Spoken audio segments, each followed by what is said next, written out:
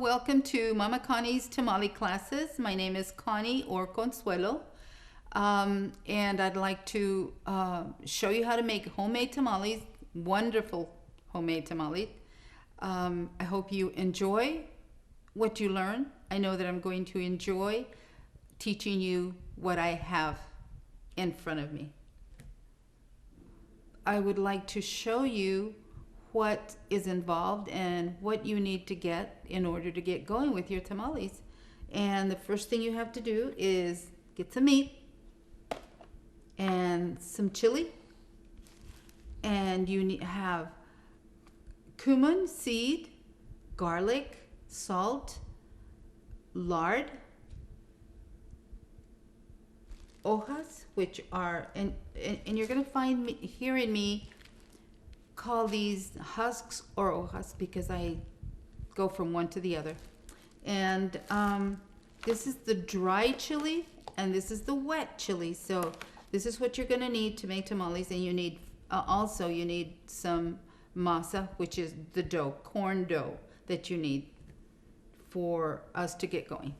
The first thing you have to remember is that you have to cook your meat, and the kind of meat you use depends on you. Whatever your preference is, you could have a rump roast, you could have a chuck roast, you could even have London broil. If you know, it just depends on you. If you can afford a more expensive meat, then you do go with that. However, I do want to stress the point that the leaner the meat, the better, because that's less fat that you have to deal with. So you take your meat, you cut it in small chunks, and you put it in a pot on the stove with 3 to 4 garlic cloves, and you just let it boil and to a high boil, and then you lower the temperature to like a medium boil and let it cook for like 2 to 3 hours. And once that is cooked, then you take it and you put it on a colander to cool, or a flat plate, or whatever you want to put it on. Just you need to cool it down before you work with it, because you're going to have to use your hands and you don't want to burn yourself. So you need to take care of the meat, and it's cool at a temperature you can handle. Then you take it and you're going to shred, and you're going to take your meat and just shred it and make it nice and small, like what you see in front of you. And you want to take all the fat that is visible so that you don't end up with a lot of fat, and you'll have the best tamales you could possibly have. And that's what you do with your meat. And you can put it in a Ziploc bag for later, or if you're going to prepare it on that same day, then you want to put it in a bowl, or whatever way you do it, refrigerate it until you're ready to incorporate it with your chili. Now that we have prepared the meat, we are going to set it aside and start preparing the chili.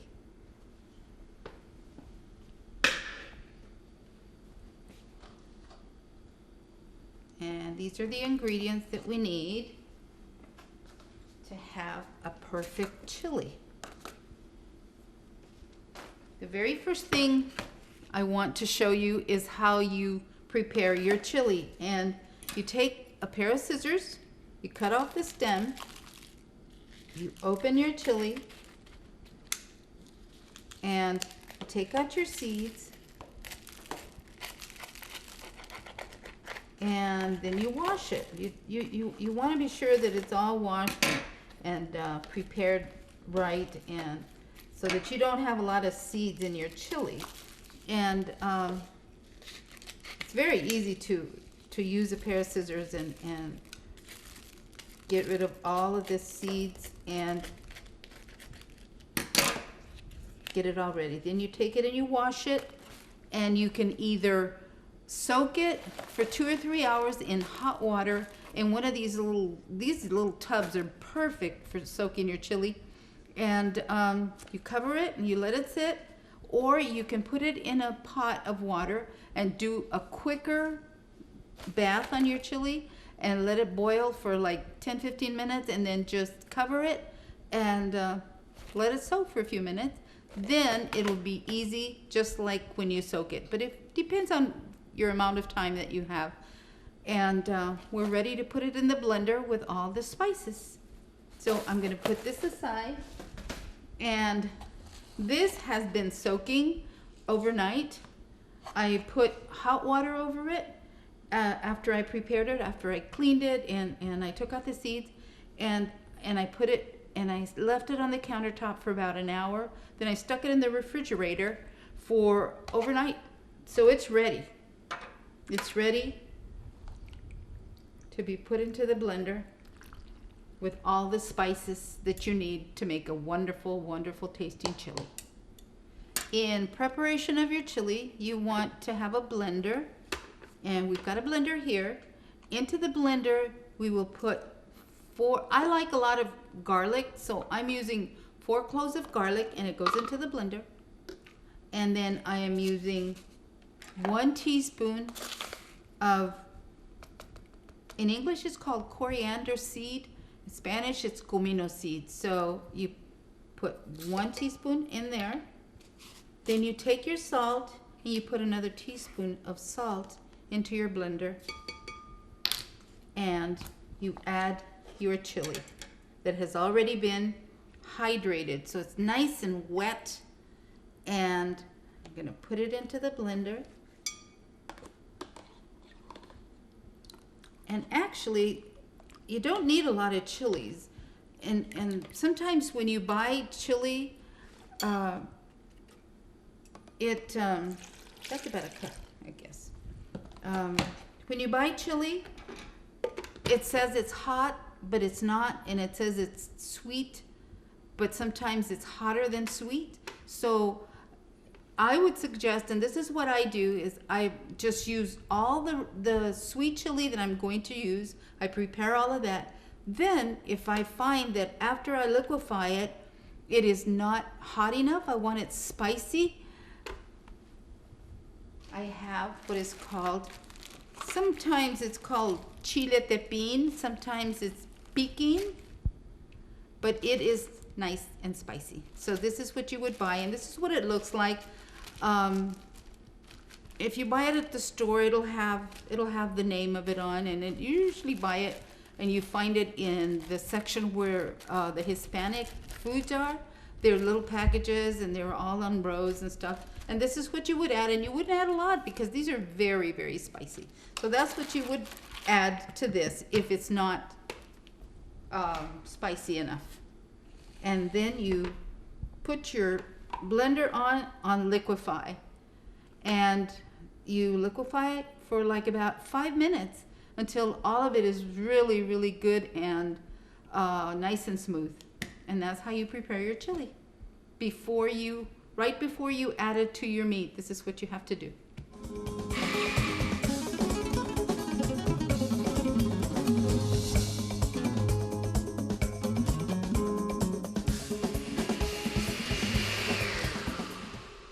Now we are done making the chili. It's been liquefied.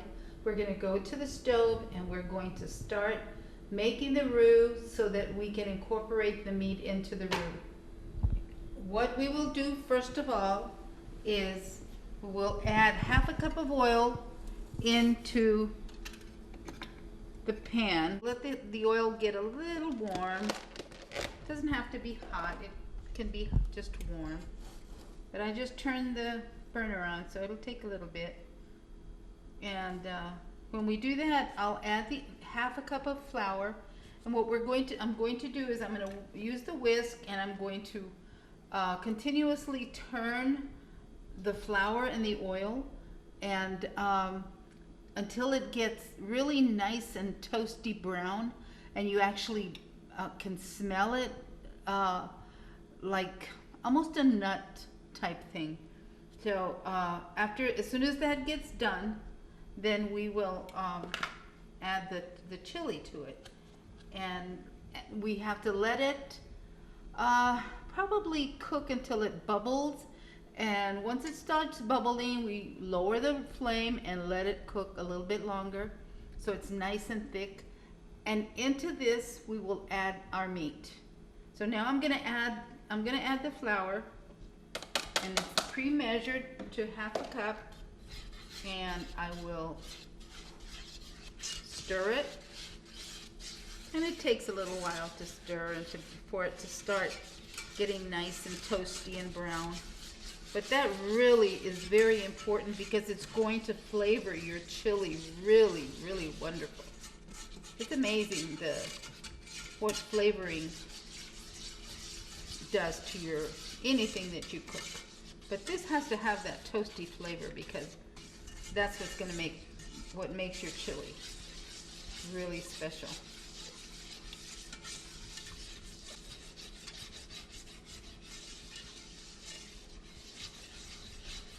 And we'll find out how important the broth is that I saved for the roux, because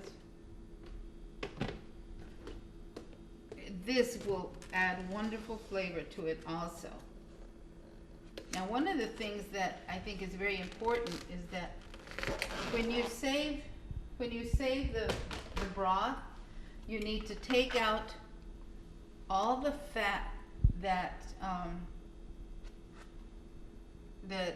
comes up to the top. Take it off so that you don't have all of that fat in your broth. So I'm going to leave that to one side, and then I'll be taking that off. So see, now the flour is starting to cook a little bit faster, and it will start turning into this toasty, wonderful color, and we'll be ready. Put the chili in. But it is important to use the broth because the broth has a lot of flavoring, and you don't remove the garlic that you originally put in there when you cook the meat. You just leave the garlic in there, because part of that is going to go into your dough, into the masa as you start preparing it, and all of that is going to be mixed, and all the flavors are going to blend, and you're going to get a wonderful, wonderful sauce.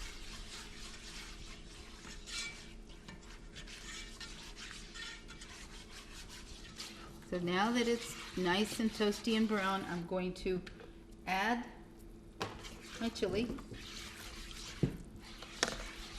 You just pour it in, and then when you pour your chili, you're going to notice the smell of garlic just pop up.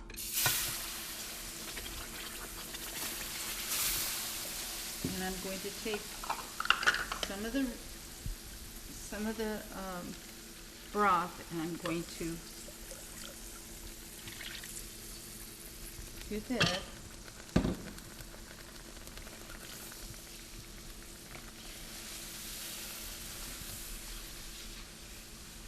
Just stir it really good, and keep adding a little bit of broth until it gets to the consistency that I want.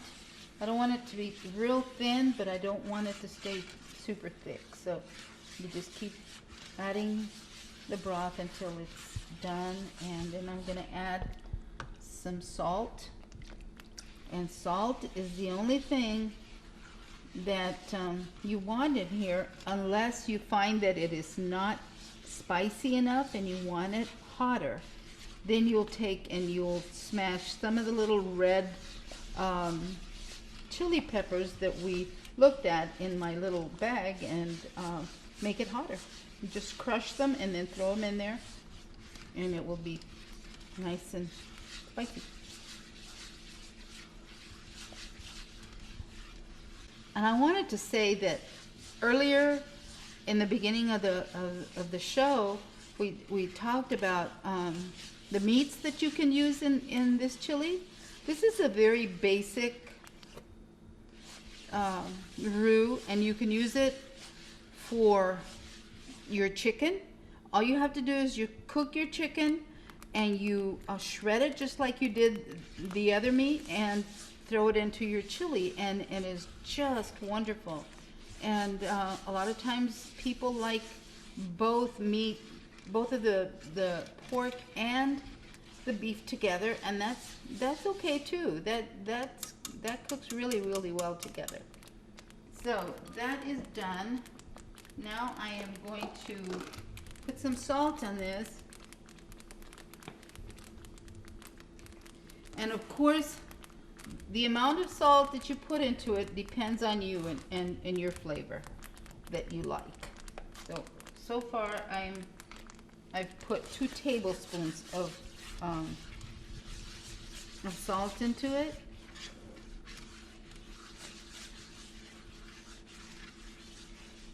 And then as you add your meat, the amount of salt might change because the meat is going to pick up on some of that salt, and so you might add a little bit more. It depends, again, on how you like it, how salty you like it. So I am ready to, this is done. I'm going to turn it off, and as you can see, it's bubbling really nice, and I'm going to start adding the meat to it and stir it. And this is really good because when you do this the day before you cook your meat, like right now our chili is hot, very, very hot. So you want to put in the cold meat in it, and that'll cool it off a little bit. So it won't take as long to get cold, so you can get going when you start putting it and putting it into your actually making the tamales. So you just cook it, leave it on the stove and let it continue with the heat in the stove.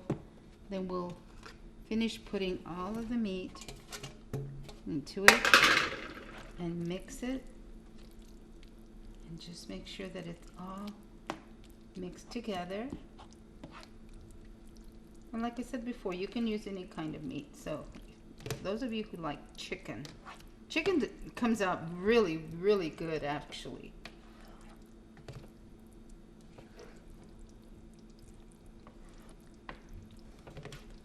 So this is your chili for your tamales, and if you have any left over after you've done your tamales, then you have some for burritos or some to just eat with crackers or whatever you want. We are now finished with our chili, and I have set up for the beginning of our actual mixing of the dough and putting the water. I need to show you that we need to put the corn husks in hot water so that they get nice and soft, so that when you get ready to put your masa on your hojas, they'll be nice and soft and pliable, so they'll bend. You take your hojas and you put them in hot water, and one of the things that's very important that you realize is that they come with what is called corn silks, and they're like thin pieces of what looks like hair, but it's not hair, it's silk from the corn. So if you accidentally leave one in there, you're not eating hair, you're eating corn silks. So you make sure that your husks sit in the water so that they get nice and soft when you get ready to put the masa on the husks. So we're gonna set this aside and let it soak while we get to the masa making. Okay? And the first thing that we have to do is put our lard, and this is the lard. You actually have to have lard. You can have vegetable shortening, but they don't come out as nice and creamy and good as it does when you use lard. So what you have to do, take it out of the box and out of the paper, and you put it in your mixer. You're gonna mix it really super good until it's so well mixed that it's going to look like clouds. It's gonna be so quick, so cool. It gets really frothy looking. It's shiny, like Cool Whip. So you turn on your mixer and you let it mix for at least 5 minutes, but it might take a little bit longer. I'm not sure. It might take a little less. When you see that it looks really pretty and shiny, then you're ready to start adding your dough and your broth.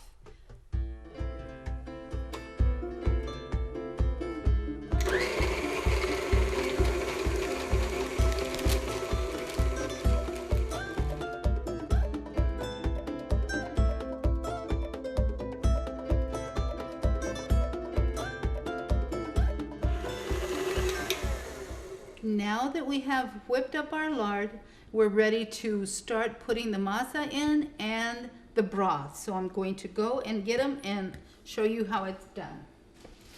This is what your masa will look like, your dough, and it is corn dough. And the broth has been warmed, so it's nice and warm. And what we're going to do, I'm going to have to turn this on and start adding the masa or dough into the lard. And then I'm going to take some of the broth and I'm going to start adding it slowly. And you do this until you use up your whole 5 pounds, and 5 pounds will fit into this size of bowl really good. So you do the same thing over and over until you've used up. And this is a little over 5 pounds, so I probably will not use the whole thing.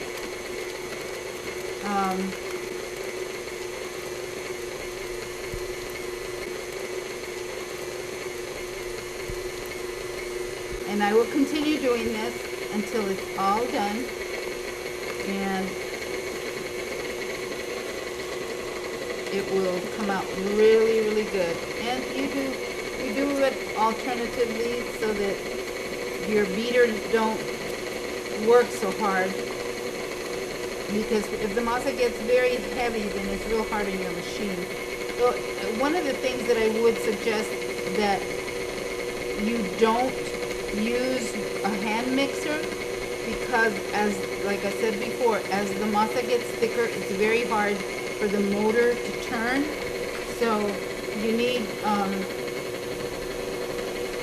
a heavy duty one like this for it to work, so that it doesn't get really, really heavy and hard.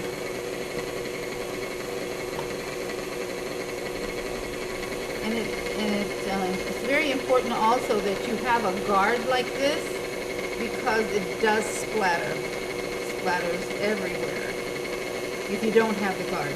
And those are really, really nice to have. And they do come with the machine when you buy the machine. So we're almost used up all of the masa. A little bit over 5 pounds, so I'm going to add a little bit more broth. Whoa. And it takes a while. It takes a little while for it to mix. And I talked to you about the little pieces of meat that are left in the broth, and that doesn't make any difference, because it does flavor your masa really, really good. We are now adding some salt, and it usually takes like 2 to 3 tablespoons of salt for the masa. So far I think I put 2, but I'm gonna speed up the machine so that it puts it up a little faster and mixes the salt so that It's nice and mixed, and it's looking really good. One of the things that I'm waiting for also is the consistency of the dough has to be just so. And I'm going to get a cup of cold water, and I'm going to drop some of the dough into the cold water. And that's a test that you have to take with when it gets to a certain way that your dough has to be. And if it rises to the top of the cold water, then it's ready. You've done your job, and you're ready to start making the tamales. Now that we are done mixing the dough, I'm going to test it.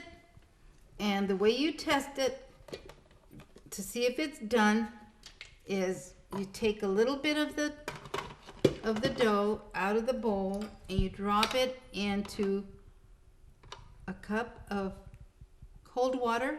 And if it rises to the surface, then you know that the consistency of your dough is ready, and you're ready to start putting your masa on your corn husks, and you're on a roll.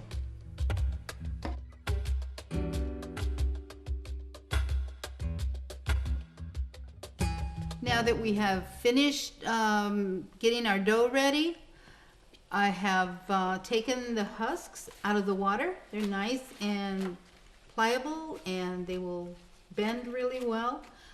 I like to pour my chili in something smaller, because when I am working in an area, you need as much space as you can, because as you start making tamales, you are going to start using up the space. So this is what I normally do. And you take your hoja that is really nice and pliable. And I like to use a spatula. A lot of people like to use a spoon. So it's just totally up to you how you spread your dough. And you take your dough and you put it on your hoja, which is like this. And I use my hand as a pattern, or on how big or how small my tamales will be. Then you take a spoonful of chili, put it like this, and then you start rolling it.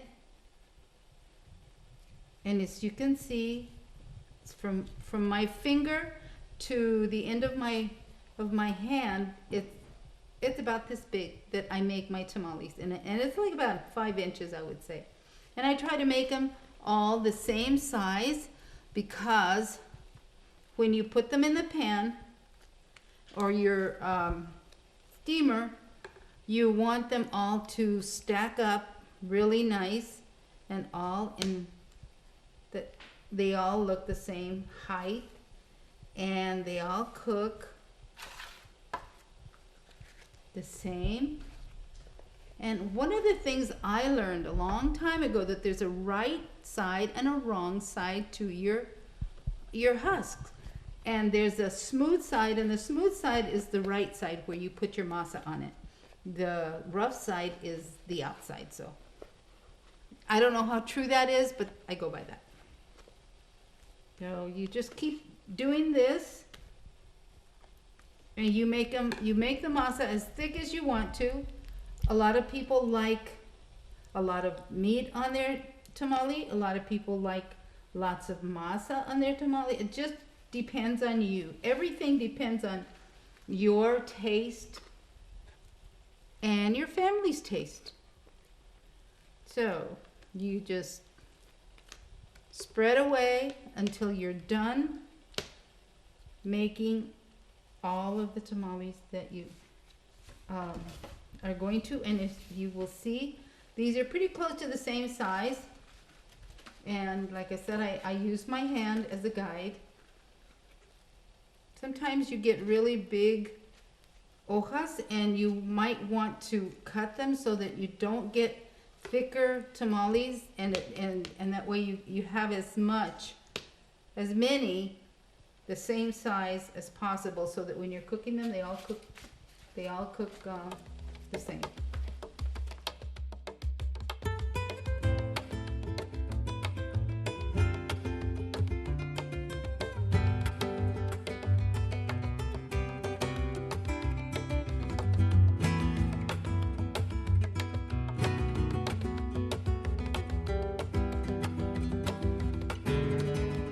that we've done our tamales, we finished stuffing them.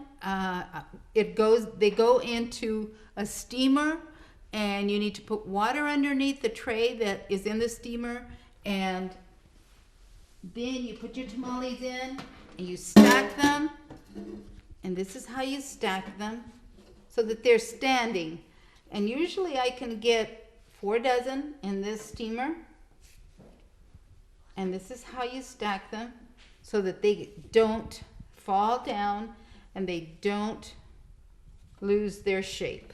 So this is how your tamales would look. Now that we have showed you how to stack your tamales, they're nice and standing. You remember to add about 1 inch of water on the bottom of your steamer.